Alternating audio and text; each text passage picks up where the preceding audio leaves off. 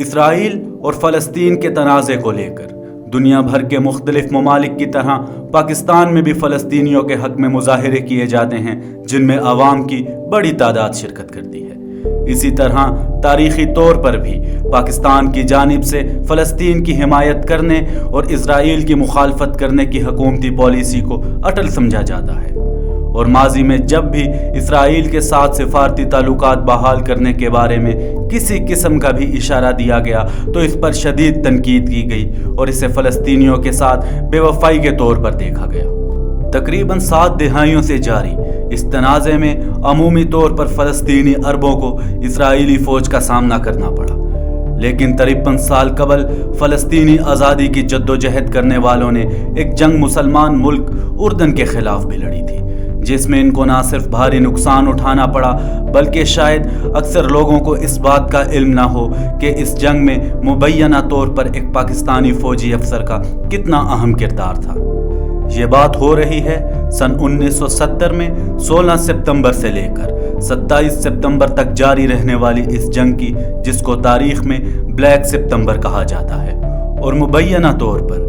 اس جنگ میں اردن کے شاہ حسین کو فیصلہ کن مشورہ دینے والے مستقبل میں پاکستان کے فوجی آمر جنرل ضیاء الحق تھے، جن کی مدد سے اردن کی فوج کو جنگ جیتنے میں مدد ملی۔ اسرائیل کے خلاف 1967 میں ہونے والی 6 روزہ جنگ میں شکست کے بعد اردن کے حالات کافی خراب تھے۔ مصر اور شام کے ساتھ اردن نے بھی اس جنگ میں بھاری نقصان اٹھایا تھا، اور وہ بیت المقدس، غزہ اور مغربی اردن کے علاقوں سے ہاتھ دھو بیٹھا تھا۔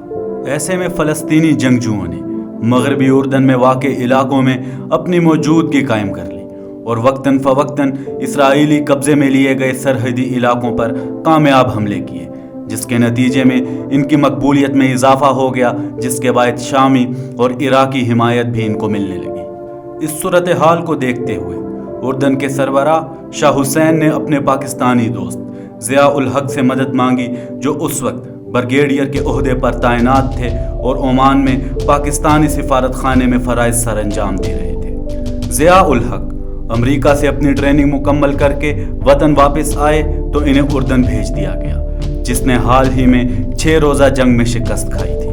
اردن میں ضیاء الحق کی ذمہ داری تھی کہ وہ پاکستانی اور اردن فوج کے درمیان عسکری اور باہمی تعلقات بڑھائیں اور اردن میں ہونے والے واقعات کی رپورٹ پاکستان واپس بھیجیں، لیکن بریگیڈیئر ضیاء الحق نے اپنے دیے گئے مینڈیٹ سے تجاوز کیا، جس کا ذکر اس وقت اردن میں موجود CIA کے افسر جیک کونل نے اپنی کتاب کنگز کونسل میں کیا۔ جیک اپنی کتاب میں لکھتے ہیں کہ 1970 میں جب شامی افواج اردن پر جنگ کے لیے ٹینک لے آئی اور اردن کو امریکہ کی جانب سے امداد کے بارے میں کوئی جواب نہ ملا تو شاہ حسین کی پریشانیوں میں اضافہ ہو گیا۔ اس گمبھیر صورتحال کو دیکھتے ہوئے شاہ حسین نے اپنے دوست ضیاء الحق سے درخواست کی کہ وہ شامی محاذ کا دورہ کریں اور انہیں زمینی صورتحال سے آگاہ کریں۔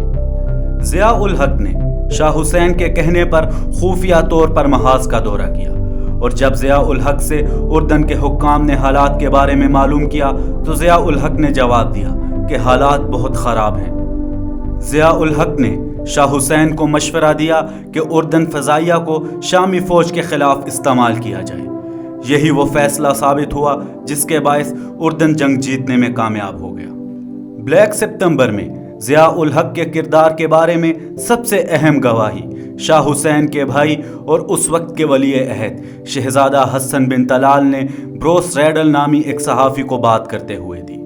شہزادہ حسن بن طلال کے مطابق ضیاء الحق شاہ حسین کے دوست اور ہمراز تھے، اور شاہی خاندان اس جنگ میں ان کی مدد کا بہت شکر گزار تھا، جس میں ان کی موجودگی اتنی ہی ضروری تھی کہ وہ تقریباً فوج کی قیادت کر رہے تھے۔ ضیاء الحق کا یہ عمل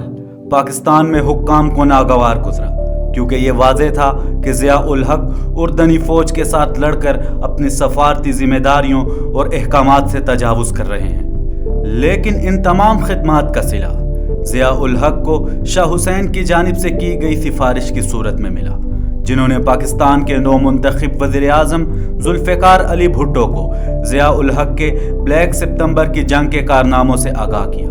جس کے بعد وزیر اعظم ذوالفقار علی بھٹو نے ضیاء الحق کو بریگیڈیئر سے میجر جنرل کے عہدے تک ترقی دے دی۔ اس بات کا ذکر سابق وزیر اعظم ذوالفقار علی بھٹو کے مشیر راجہ انوار نے اپنی کتاب میں بھی کیا، جس میں وہ لکھتے ہیں کہ اگر شاہ حسین اس موقع پر ضیاء الحق کی سفارش نہ کرتے تو ممکن تھا کہ ضیاء الحق کا فوجی کریئر بطور بریگیڈیئر ہی ختم ہو جاتا۔ کہا جاتا ہے کہ ضیاء الحق نے بلیک ستمبر کے قتل عام میں حصہ لیا تھا اور اپنی فوجی اور سفارتی ذمہ داریوں سے کوتاہی برتی اور قواعد کی خلاف ورزی کی، لیکن شاہ حسین کی سفارش نے شاید ذوالفقار علی بھٹو کو یہ اشارہ دیا تھا کہ ضیاء الحق ان کے ساتھ اپنی وفاداری ثابت کرنے کے لیے کسی بھی حد تک جانے کو تیار ہیں۔ سرکاری طور پر یہ جنگ 16 ستمبر سے 27 ستمبر تک جاری رہی، جس کے بعد چھوٹے پیمانے پر جھڑپیں اگلے برس جولائی تک چلتی رہی۔ ماہرین کے اندازے کے مطابق اس جنگ میں 3 سے 4 ہزار فلسطینی فدائین کی ہلاکت ہوئی، جبکہ 600 کے قریب شامی فوجی مارے گئے اور اردن کو 537 فوجیوں کا نقصان اٹھانا پڑا۔ لیکن اس کے ساتھ ساتھ دوسری طرف کے بیانیوں کو دیکھیں تو فلسطینی رہنما یاسر عرفات کے حوالے سے کہا جاتا ہے کہ بہت بڑی تعداد میں فلسطین کے فدائین کو نقصان اٹھانا پڑا، جن کی تعداد 20 سے 25 ہزار کے لگ بھگ تھی۔ نامور اسرائیلی جنرل موشے دایان سے منسوب ایک بیان طارق علی نے اپنی کتاب دی ڈیول میں لکھا ہے کہ شاہ حسین نے 11 دن میں جتنے فلسطینی ہلاک کیے اتنے تو اسرائیل 20 برسوں میں بھی ہلاک نہیں کر سکتا۔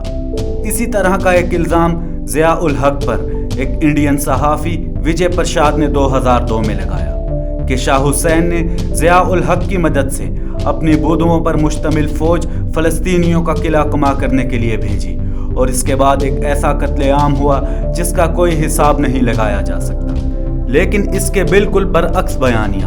ایک سابق پاکستانی سفارتکار طیب صدیقی نے پیش کیا، جو ستمبر 1970 میں خود اردن میں تعینات تھے۔ اگست 2010 میں دی نیوز میں شائع ہونے والے مضمون میں سابق سفیر طیب صدیقی لکھتے ہیں کہ 6 روزہ جنگ میں شکست کے بعد مختلف عرب ممالک نے پاکستان سے عسکری مدد اور تربیت کی درخواست کی تھی، جس کے بعد پاکستان نے اردن، شام اور عراق میں اپنے افسران کو بھیجا۔ اردن بھیجے جانے والوں میں تینوں افواج کے اعلیٰ افسران شامل تھے، جس کی سربراہی پاکستان آرمی کے میجر جنرل نوازش علی کر رہے تھے اور ضیاء الحق ان کے نائب تھے۔ کچھ ہی عرصے بعد پاکستان ایئر فورس کا ایک ریجمنٹ بھی شاہ حسین کی درخواست پر اردن پہنچ گیا، لیکن اس پوری ٹیم کا مینڈیٹ صرف اور صرف اردن کی فوج کو تربیت دینا تھا اور کسی قسم کی جنگ میں حصہ لینا نہیں تھا۔ طیب صدیقی کے مطابق پاکستانی سفیر اور فوجی دستے کے سربراہ میجر جنرل نوازش علی کی غیر موجودگی میں وہ سفارت خانے کی قیادت کر رہے تھے جب 2 ستمبر کو انہیں بریگیڈیئر ضیاء الحق کا فون آیا، جس میں انہوں نے کہا کہ شاہ حسین نے شامی سرحد کے نزدیک موجود اربد شہر میں انہیں فوجی ڈویژن کی قیادت کرنے کا کہا ہے،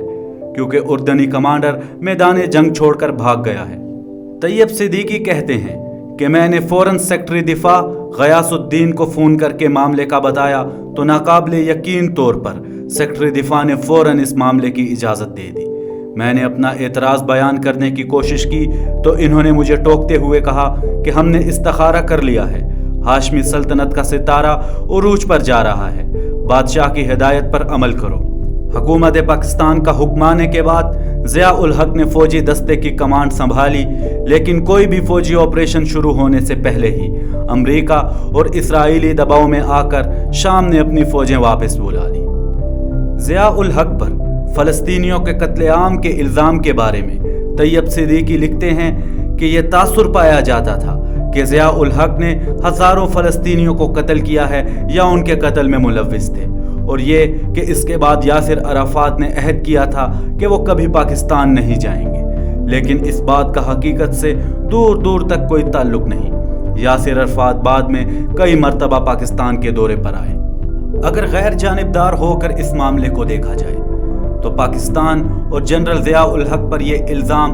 امریکہ، اسرائیل اور انڈیا نے لگایا، جبکہ فلسطین جس پر یہ ظلم کیا گیا اس نے آج تک کبھی ضیاء الحق پر ایسا کوئی الزام نہیں لگایا۔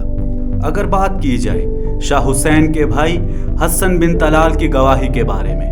तो पाकिस्तानी अफवाज उर्दन में उर्दन की फ़ौज को ट्रेनिंग देने के लिए गई थी। और इस दौरान जब उर्दन की जंग शुरू हो गई तो ज़ाहिरी तौर पर पाकिस्तानी अफवाज से भी मशवरा किया गया कि इस जंग को कैसे लड़ा जाए।